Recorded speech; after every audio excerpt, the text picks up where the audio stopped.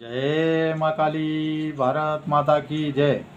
भारतवासियों, आज विनायक दामोदर दास सावरकर जी की जयंती है।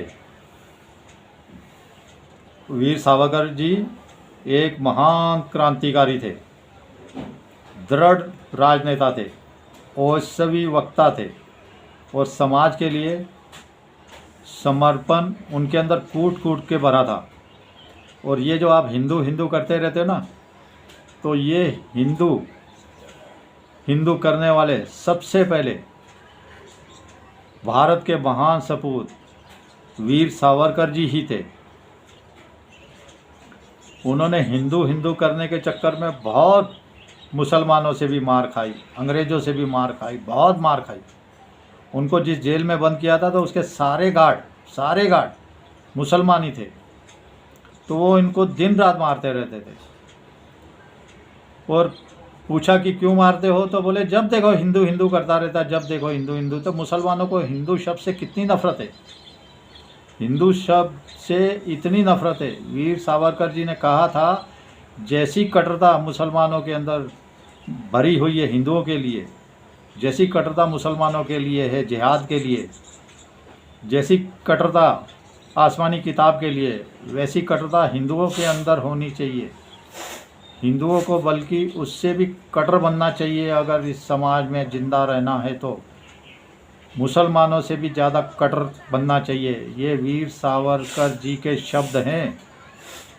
और मैं आपको बता रहा हूँ, नेहरू तो एक गद्दार था देश के लिए, बहुत नालायक था।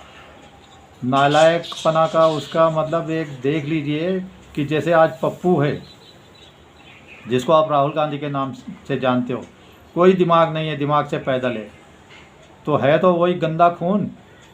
तो मोतीलाल नेहरू भी गंदा खून था, जवाहरलाल नेहरू, मोतीलाल नेहरू की तो बात बहुत कम होती है, मोतीलाल नेहरू के अंदर भी। और हमारे वीर सावरकर जी थे, उनकी देखिए, वो जो थे ना, वो एक भाषा के भी बहुत बड़े ज्ञाता थे, विद्वान थे। अब उन्होंने कई शब्द दिए थे हमारे, वो शब्द मैं आपको बताता हूँ। उन्होंने दूरदर्शन शब्द उन्होंने ही दिया था।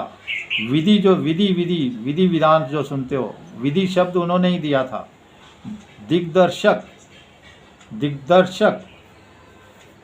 संसद, जो संसद आप सुनते हो ना, संसद भवन, संसद शब्द भी उन्होंने।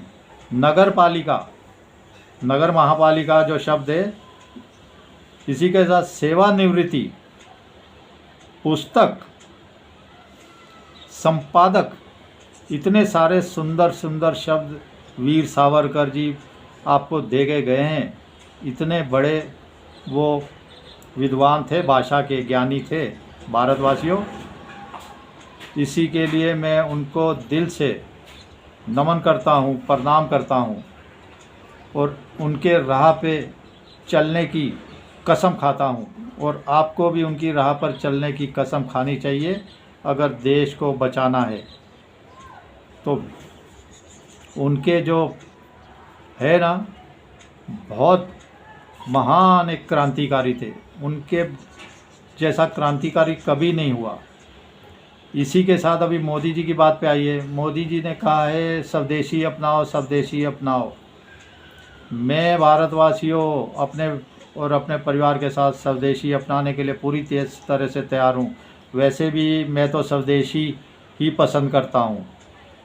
मेरे अंदर तो ये कट्टरता भरी पड़ी है। नहीं समझ में आएगा, कोई चीज़ नहीं मिल रही तो मजबूरी में लूँगा, लेकिन स्वदेशी के लिए मेरी जी जान। जब से मोदी जी आए हैं उसके 2 साल बाद से ही स्वदेशी। लेकिन आप भी अपनाइए जो मोदी जी ने कहा है, मिलजुल कर कसम खाइए कि हम स्वदेशी सारे सामान स्वदेशी ही खरीदेंगे। बड़े बड़े जो कारोबारी हैं उनको भी कसम खानी चाहिए मिलजुल के, हम विदेशी सामान इंपोर्ट नहीं करेंगे। जो बहुत ज़्यादा ज़रूरत है, भारत में 2-3% नहीं बनता, वही हम खरीदेंगे। तो आपको भी वो कसम खानी चाहिए। मैं बहुत से न्यूज़ चैनलों पे देख रहा हूँ, लोगों का भी जोश भर गया है कि स्वदेशी ही खरीदेंगे, भारत का पैसा भारत में ही रहेगा। लेकिन मोदी जी, आप भी तो स्वदेशी को ज़रा ध्यान नहीं दे रहे थे। दिया है आपने, बहुत ध्यान दिया है, लेकिन नहीं दे रहे थे जो राफेल फ्रांस से खरीदे। आपको मैं बता रहा हूँ भारतवासियों, 2 साल से पैसा मांग रहे थे हमें 5th जनरेशन अमेरिका के लिए, लेकिन ये नहीं दे रहे थे। ये सबसे बड़ा जो इन्होंने किया है ना काम, कल 15,000 करोड़ ये पहले से मांग रहे थे। और प्राइवेट कंपनियों को बार बार हम कह रहे थे प्राइवेट कंपनियों को इन्वॉल्व करो, प्राइवेट कंपनियों को, ये तो तेजस्वी ही अभी तक नहीं बना पा रहे, तो ये कहाँ से बनाएंगे। लेकिन वो फंस गए ना। फ्रांस ने सोर्स कोड नहीं दे रहा, बिल्कुल मना कर दिया।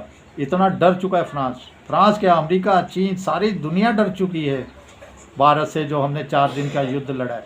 ये तो इतिहास में दर्ज करने वाला एक हमने ऐसा वीरतापूर्ण, इतना गर्व करने वाला, शौर्यवान ऐसा काम कर दिया है। सारी दुनिया चकरा रही है कि भारत ने 4 दिन में पाकिस्तान को कैसे समेट दिया, जबकि रूस 3 साल से फंसा हुआ है। इजराइल इतना बड़ा, वो 1.5 साल हो गया फंसा हुआ है लड़ाई में। तो इन्होंने सोचा था भारत को भी फंसा देने, लेकिन मोदी जी चलो ठीक है। और फ्रांस ने सोर्स कोड राफेल का देने के लिए मना कर दिया। सोर्स कोड क्या होता है भारतवासियों, एक उसमें टाइमिंग पूरी प्रोग्राम की भरी होती है।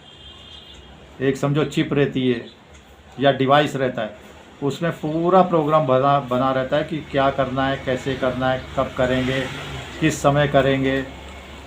तो वो बहुत ज़रूरी होता है। लेकिन वो सोर्स कोड का एक और मीनिंग होता है कि उसको मतलब आम इंसान भी पढ़ सकता है। ये नहीं कि कंप्यूटर ही पढ़ेगा उसको, आम इंसान जो मतलब हमारे फाइटर पायलट होते हैं वो उसको पढ़ लेते हैं। लेकिन वो सोर्स कोड ना मिलने का मतलब है कि हम उसके ऊपर अभी जैसे राफेल लिया है, तो वो हम कभी लड़ाई में उसको शामिल करना चाहें पाकिस्तान के ख़िलाफ़ की, तो वहीं से उसको जाम भी कर सकता है। तो हम वो उसके लिए हमारे लिए कूड़ा कबाड़ा हो जाएगा। तो यह भी बहुत बड़ी एक उसमें कमी है। और उसके बाद अभी हम उसके ऊपर अपने हथियार भी नहीं लगा सकते। जैसे हमारी ब्रह्मोस है, हमारी अग्नि मिसाइल है। अब अग्नि मिसाइल तो खैर छोड़ो, हमारे बहुत से हथियार बन रहे हैं, तो वो हम अपने हथियार इसके ऊपर नहीं लगा पा रहे राफेल के ऊपर। और इसीलिए मैं कह रहा हूँ अब इसको जो हमने 110 महीने कहा था ख़रीदने वाले हैं, अभी वो 6-7 महीने में 8 महीने में एग्रीमेंट होने वाला था, लेकिन उससे पहले 26 मेरिन के लिए ख़रीदे, नेवी के लिए ख़रीद लिए, डील होगी। मैं बोलता हूँ 26 भी राफेल नहीं ख़रीदने चाहिए, उसकी डील कैंसिल कर देनी चाहिए मोदी जी को फ्रांस के साथ। जब गद्दारी पे उतर आया है तो, और उसका हमें फ़ायदा बहुत बड़ा मिलेगा अगर वो डील कैंसिल करके हम रूस से Su-57 ख़रीदते हैं। रूस का Su-57M वर्जन है। एक वर्जन होता है देश के लिए अपना, एक होता है एक्सपोर्ट के लिए जो दूसरे देशों को बेचा जाता है। वो रूस का है Su-57E।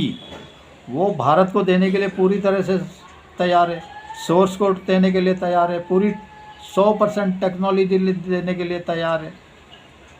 और अभी उसके ऊपर भरोसा नहीं कर रहे। कोई बात नहीं, नहीं करो, हमारा तेजस भी तो बना रहे हैं, उसके ऊपर भरोसा नहीं है मोदी जी, वो तो 5th जनरेशन है। मैंने देखा है अमेरिका चीन के जो एयरक्राफ्ट है फाइटर, वो भी ऐसी गुलाटियाँ नहीं मारते, ऐसे नहीं घूम पाते, अचानक घूम जाता है यार। मतलब बहुत खासियत है उसके अंदर। कुछ कमियां हैं तो कोई बात नहीं, वो सुधार लेंगे हम। रूस से ही हमें फ़ायदा मिलेगा। अब मैं कह रहा हूँ इसको सबसे पहले स्वदेशी पे आप आइए, क्योंकि उसका एक बेनिफिट हमें ये मिलेगा Su-57 का कि Su-30 जो हम बना रहे हैं उसके लिए हमारे पास 65-70% पहले से ही पूरा लाइनअप काम करने के लिए तैयार है। हमें सिर्फ 25-30-35% ही नया बनाना पड़ेगा उसके लिए। और पूरा सोर्स कोड के साथ आप उसमें अपने हथियार भी लगा सकते हैं। रूस ने साफ कह दिया है कि आप अपने हथियार लगाइए, आप बनाइए, उसको बेचिए पूरी तरीके से, क्योंकि रूस सालों से फंसा हुआ है तो वो प्रोडक्शन वहाँ पे हो ही नहीं रही। उसको हथियारों की बहुत कमी है, कई देशों से रूस हथियार कर रहा है। तो हमारे को Su-57 पे ही पूरा फोकस करना चाहिए। और मैं आपको भारतवासियों बताता हूँ, एम का जो हमारा आएगा वो उसके लिए 2 साल से पैसा मांग रहे थे। 2 साल से मैं बार बार कह रहा था, जो हमारी प्राइवेट कंपनियां हैं वो कह रही हैं कि पैसा दो, हम बनाएंगे। मोदी जी ने नहीं दिया है। 4 दिन की लड़ाई में सबक सीखा, तो अब मोदी जी को लगा हाँ 15,000 करोड़ कल दिए। तो एमका प्रोजेक्ट के लिए ये भी बहुत अच्छी खुशखबरी की बात है। एमका प्रोजेक्ट के लिए 15,000 करोड़ रुपए इश्यू किए, और वो भी सरकार और प्राइवेट पार्टनरशिप से मिलके बनाने के लिए। भाई कोई इसके विंग बना दे, कोई इसके गियर बना दे, कोई इसके टायर बना दे। तो ये प्रोजेक्ट अभी जो हमारे को 2035 तक कंप्लीट होना था, अब 2030 तक होने की उम्मीद है। ये बहुत अच्छा हुआ है भारतवासियों, ये एक अच्छी चीज़ निकल के आई है। और ये इसके लिए मैं पूरी तरह से मोदी जी को धन्यवाद देता हूँ। SU-57 ही लीजिए मोदी जी, आप भी स्वदेशी पे उतर आइए। जब हम तेजस को धीरे धीरे सुधार रहे हैं, तो हम SU-57E को भी सुधारेंगे धीरे धीरे, और उसका एक और हमें फ़ायदा मिलेगा। हमें जो इंजन में जो आप ढीलमुल कर रहे हो, ढीलमिल इंजन के लिए भी प्राइवेट कंपनियां बोल रही हैं आपको 2-3 साल से, हम भी कह रहे हैं। अडानी हो गया, गोदरेज हो गया, कल्याणी हो गया, ये हमारे बहुत बड़ी बड़ी कंपनियां इतने हथियार बना रही हैं, टाटा जैसी। इन कंपनियों को भी बीच में लीजिए अब, लेकिन मोदी जी ने शामिल कर दिया, पहली बार छूट दे दिए। तो ये प्रोजेक्ट भारतवासियों बहुत जल्दी हमारा AMCA project 5th generation fighter jet, वो दुनिया में किसी के पास नहीं होगा जो भारत के 4 दिन की लड़ाई में आप देख चुके हो। जो भारत बनाएगा, लेट बनाएगा, कोई बात नहीं। और इसी के साथ कावेरी इंजन भी नहीं 5 सालों के अंदर बनेगा। मैं खुशखबरी बताता हूँ आपको, ज़रूर मिलेगा। क्योंकि अभी मोदी जी समझ गए पैसा फेंकने की ज़रूरत है, पैसा फेंकने की। पैसा फेंकोगे तो भारत के अंदर इतनी काबिलियत है कि आपको सब कुछ देंगे, लेकिन आप ही ढीले पड़ जाते हो मोदी जी। चलिए भारतवासियों, वीडियो लंबा हो रहा था। भारत माता की जय। जय श्री राम, जय श्री हनुमान, वंदे मातरम, जय हिंद। एक बार फिर से वीर सावरकर जी को जय हिंद। हिंदू हृदय सम्राट वीर सावरकर जी की जयंती पे मेरा शत नमन, और हमारी सेना को, और हमारी आज की लीडरशिप को, और भारत की जनता को स्वदेशी अपनाने के लिए मैं दिल से सलूट करता हूँ। जय हिंद पूरे भारतवासियों के लिए।